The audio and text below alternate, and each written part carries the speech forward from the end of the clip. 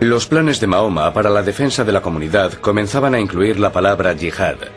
Es un término que suelen citar los que se oponen al Islam como prueba de la confianza de esta religión en la violencia y en la guerra.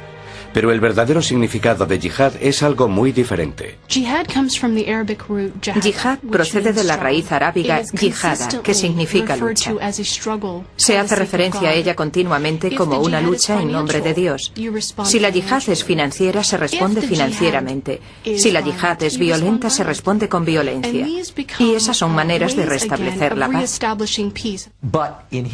Pero en la historia, los extremistas se apropian, en una etapa ya muy temprana, de esa noción de yihad.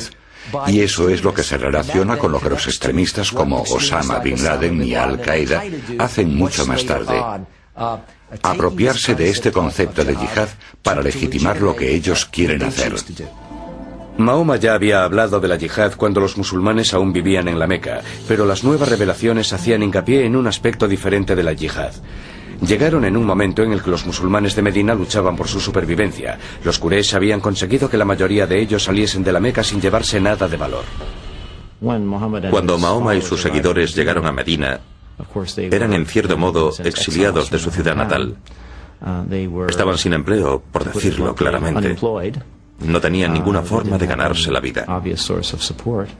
No cultivaban dátiles y toda la tierra disponible en aquel asentamiento agrícola ya tenía dueño. Por eso comenzaron a realizar incursiones.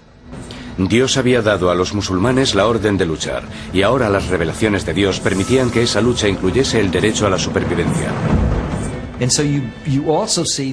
Y así vemos como la yihad llega a definirse como el derecho y a veces la obligación de los musulmanes, tanto en calidad de individuos como de comunidad musulmana, a defenderse, a involucrarse en una guerra defensiva. Armado con la aprobación del Corán para defender su comunidad, Mahoma eligió una solución tradicional árabe: defiéndete atacando. Mahoma encabezaría el ejército que atacaría la caravana Quraysh más importante del año. El plan de Mahoma consistía en interceptar la caravana cuando ésta se acercase a los pozos de Badr, cerca del Mar Rojo. Pero antes de que sus fuerzas llegasen a los pozos, a la Meca llegaron noticias de la existencia del ejército musulmán. Los líderes Quraysh se escandalizaron por el hecho de que Mahoma intentase capturar su caravana. 1000 hombres salieron de la Meca para enfrentarse al ejército musulmán. Mahoma sabía que los Quraysh le obligarían a luchar. La noche anterior a la batalla, el profeta no sabía si sus hombres estaban dispuestos a morir en lo que ya se había convertido en una guerra. Pero después de escuchar las estimulantes arengas, sus seguidores juraron ofrecer sus vidas por el Islam. El ejército Quraysh superaba en número a los musulmanes en una proporción de 3-1. Pero al comenzar la batalla, Mahoma demostró poseer un gran sentido táctico, y sus guerreros luchaban con ferocidad. Los líderes Quraysh habían creído que con una demostración de su fuerza bastaría para vencer a los musulmanes. Pero a mediodía era el ejército de la Meca el que se dejaba dominar por el pánico y huía del campo de batalla.